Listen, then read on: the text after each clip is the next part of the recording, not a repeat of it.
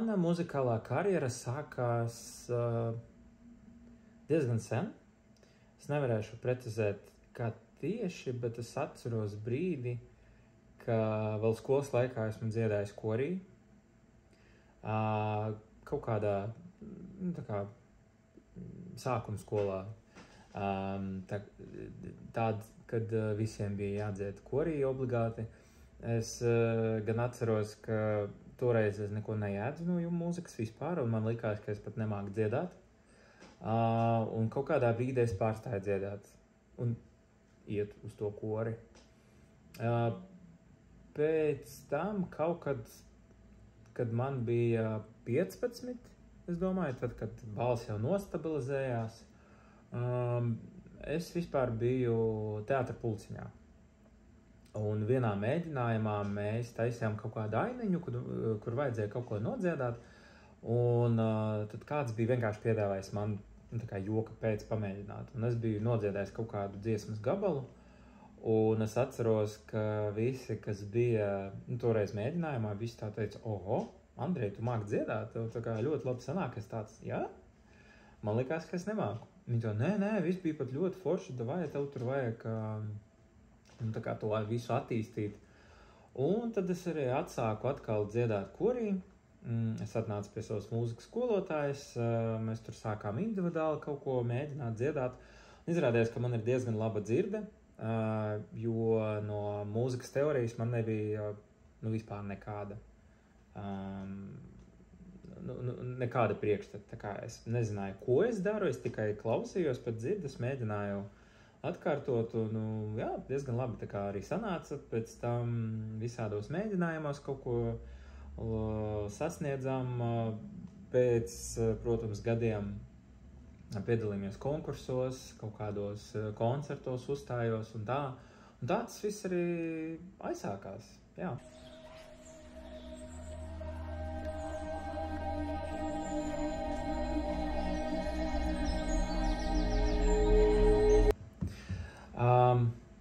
Es domāju, mans lielākais sasniegums noteikti ir tas, ka šogad man sanāca pabeigt un arī publicēt savu debijas mini albumu, pie kura esmu strādājis jau vairākus gadus.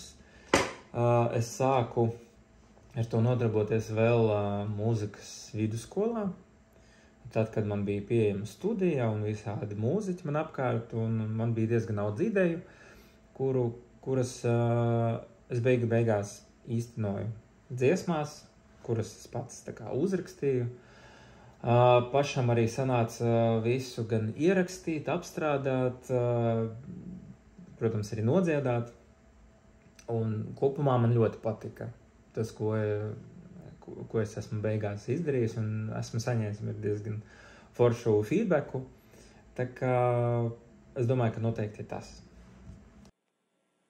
Suddenly I'm falling. I'm falling upright. I was falling and twisting. Stāsts par savu dalību X faktorā. Jā, šogad esmu piedalījies arī Latvijas X faktorā. Esmu ticis tikai uz 2 raidījumiem. Tā kā es netiku uz to balsošanu, kura jau notika ar skatītājiem. Un pa lielam, it kā es varētu teikt, ka pieredze bija interesanti, jo tas bija kaut kāds šovs, un tāda pieredze man nav bijusi, kad ir jāfilmējās tā kā kameras priekšā ļoti ilgi, un visa tā kaut kāda padarīšana, kas notiek aiz kamerām, kuru mēs neredzam, tad man pirmo reizi bija redzama, un es tā kā iepazinos ar to, kā tur viss tas notiek, ar tiem producentiem un tā tālāk. Es gan teiktu, un tas, ko es esmu arī saņēmis no citiem dalībniekiem un mūziķiem, ka man bija jātiek tālāk.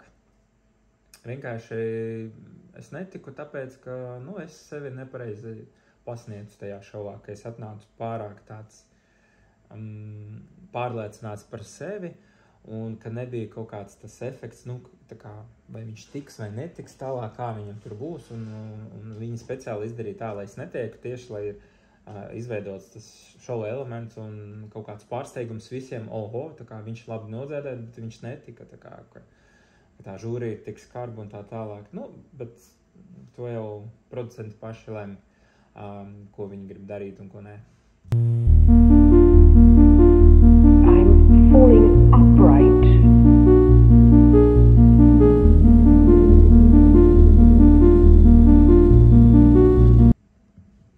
Es noteikti gribētu turpināt rakstīt mūziku. Es tagad jau strādāju pie dažām dziesmām un labprāt palaistu vēl vienu albumu, varbūt jau tagad nevis tā kā EP, bet veselu albumu ar vairākām dziesmām. Protams, gribētu nofilmēt arī mūzikas klipu, taču tas prasa ļoti liels resursus. Pirmkārt, finansiāls noteikti.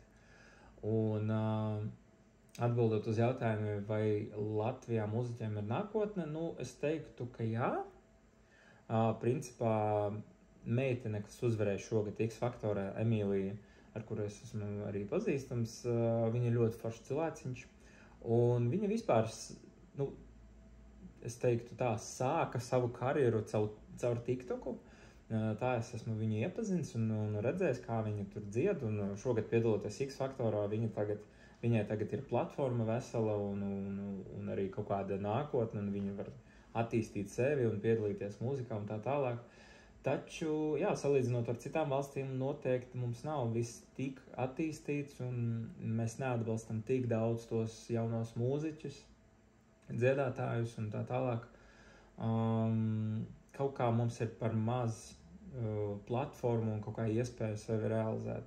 Tomēr, arī dzirdot vienkārši pieredzi maniem draugiem, kas dzīvo ārzemēs un tā tālāk, ka viņiem kaut kas tās lietas noteikti citādāk un foršāk. Bet es domāju, ka viss ir iespējams. Vajag vienkārši darīt un tā.